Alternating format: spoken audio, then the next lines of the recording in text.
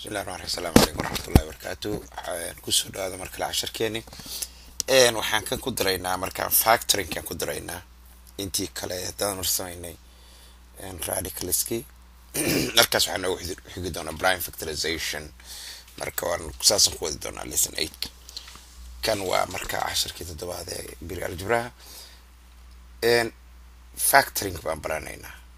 يسيد الله سميه sidii oo kale aan yeelayna examples ka bixinayna waa define garayna examples ka bixinayna waad ka shaqeynaysaa haddana waad check garaynayna insha Allah. Okay, waxaan tagaynaa qaybta koowaad oo ah what's factoring. Factoring maxaa la dhihi karaa? Factor number waxaa la yiraahdaa to break the numbers as a product of other numbers. Numberkii in loo jajabiyo نمبر كله waxaa la raadinayaa number kale oo markii la isku dhufto ku siinaya numberkii any laba number kasta hadii la isku dhufto numberkii ku siinaya waxay noqonayaan factoring. For example koowaad aan sameeyno find the factors of 15 hadaan ku iraahdo hadda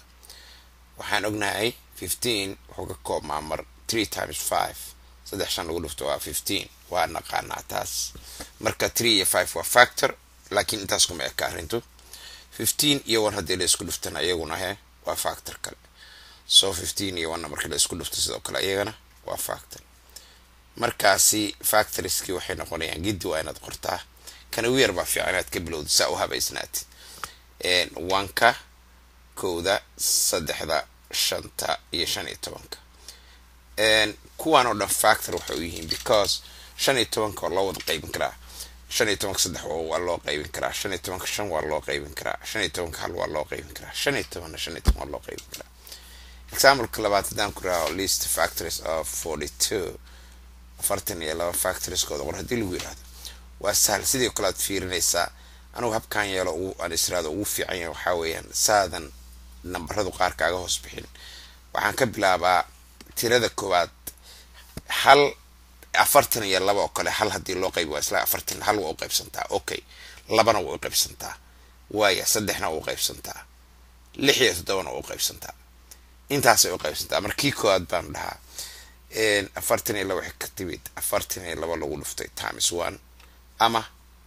21 times 2 dib baan ugu imaanaya markaysa waayo waxaan ogaaday 42 hadii laba loo qaybiyo inay tahay 21 so waxaan leeyahay 21 times 2 waa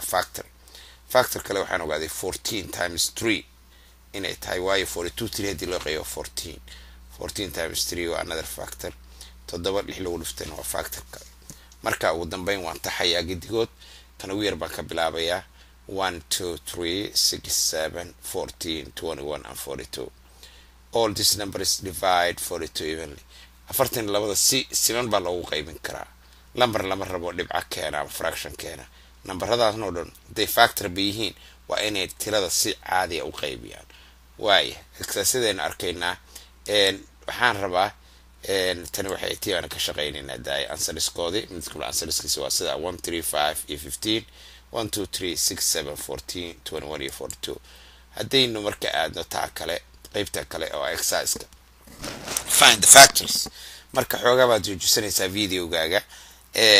numberadana aad eegaysaa waad qoranaysaa waad ka shaqeynaysaa markaad ka shaqeyso shaqada kaa dhamaad ka dhamaysatid ayaad ka bacdi sii daynaysaa oo check garaynaysaa bogga ku xiga hadda xoogaa joojiso waayahay waxaan rajaynayaa cabaar inuu kuu joogay ood ka shaqeysay haddaad ka shaqeysay marka boggaan aynu aadaynaa boggaan